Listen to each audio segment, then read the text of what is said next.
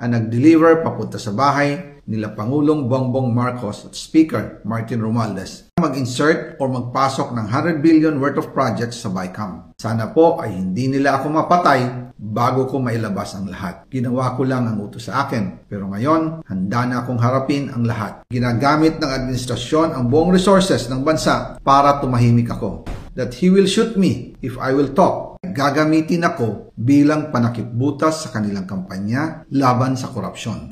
Hindi na ako mananahimik, ilalabas ko ang lahat ng katotohanan. May resibo, may ebidensya, at may pangalan. Para sa bawat Pilipino. Alam ko, nabuo ang galit ninyo sa akin ngayon. Nauunawaan ko rin kung bakit, lalo na at malaki ang halagang nakataya. Pero bago kayo humusga, hayaan ninyong ipaliwanag ko ang buong katotohanan. Matagal akong hindi nagsalita dahil may direktang utos sa akin. Huwag nang bumalik ng Pilipinas at manahimik na lamang. Umalis ako noong July 19, 2025 para sa aking medical check-up. Nakaplanong bumalik pagkatapos ng SONA ni Pangulo. Pero habang papauwi na ako, tinawagan ako ni dating Speaker Martin Romualdez at sinabihan, "Stay out of the country. You will be well taken care of as instructed by the President." Noon naniniwala pa ako sa kanila, kaya't hindi ako bumalik. Tumikom ang aking bibig, sumunod ako, pero ang hindi ko alam, ang ibig pala nilang sabihin sa aalagaan ka namin ay gagamitin ako bilang panakipbutas sa kanilang kampanya laban sa korupsyon. Ginawa nila akong poster boy ng kanilang sariling kasinungalingan. Ngayon, hindi na ako mananahimik, ilalabas ko ang lahat ng katotohanan. May resibo, may ebidensya, at may pangalan. Nagsimula ito nung tumawag si Sekmina Pangandaman sa akin